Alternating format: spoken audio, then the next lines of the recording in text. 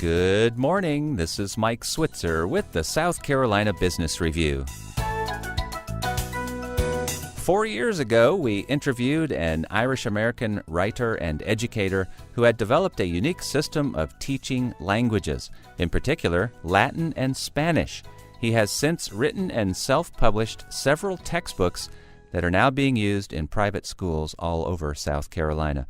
Finnbarr Dunphy is founder of Teach Tianga, Languages Alive, based in Columbia, South Carolina. Mr. Dunphy, good morning. Good morning, Mike. So did I pronounce that correctly? Not quite. And so how do we say this Teach Tianga? It's a bilingual pun between Irish and English.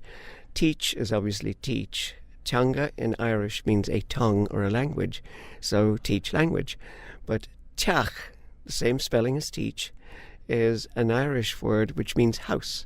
So the name can mean teach languages or house of languages. But now for our listeners who missed the show 4 years ago, tell us about Languages Alive. Well, about 11 years ago, I was approached to introduce Latin into the elementary system of the Montessori School of Columbia. I went online to look for suitable materials for teaching Latin to third graders, and I just did not find anything to my liking. There was nothing meaningful. And so I sat down and decided I would write my own text. And when I thought of children, I thought immediately story, because children and stories just go together. So I wrote a story, and I divided it into 15 chapters, and each chapter ends on a suspenseful note. And, of course, the big catch is that the children are always desirous of finding out what happens next. So then I wondered about, well, what do I do with the Latin? So I began to embed gradually Latin words into the narrative. And once those words appeared in Latin in the narrative, they were never repeated in English. And that's the sneaky part of the methodology. And works up to the point where the final 2 chapters are written in approximately 95% Latin.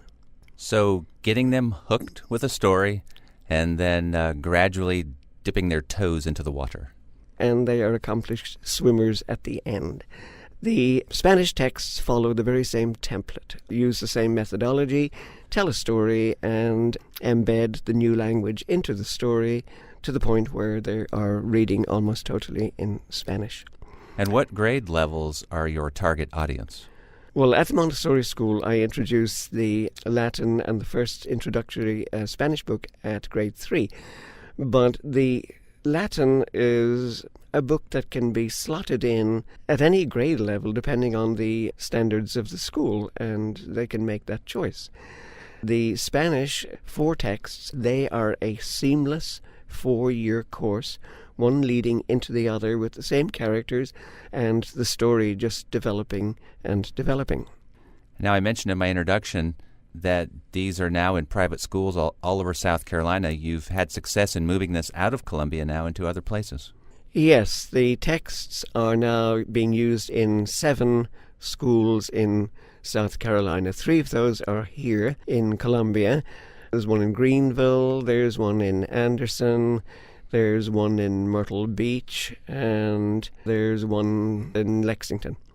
Have you had any aspirations to move this into or to approach the public school system in our state? I am having conversations, one might say.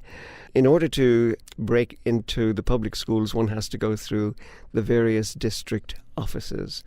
And that can be somewhat tedious and it's hard getting interviews, but I am having other contacts with some of the charter schools, and my objective is to reach all of them.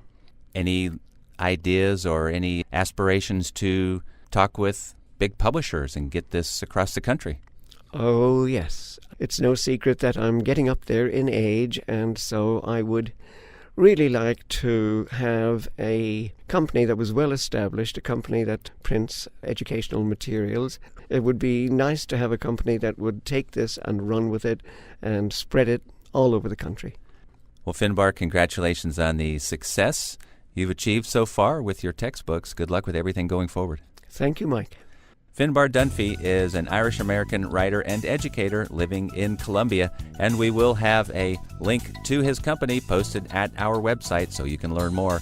Our address is etvradio.org/scbr, where you can hear this show again and send us your comments through our social media network.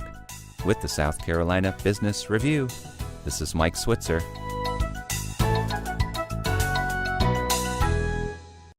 The views and opinions expressed by the guests on the South Carolina Business Review are their own and not necessarily those of South Carolina ETV Radio.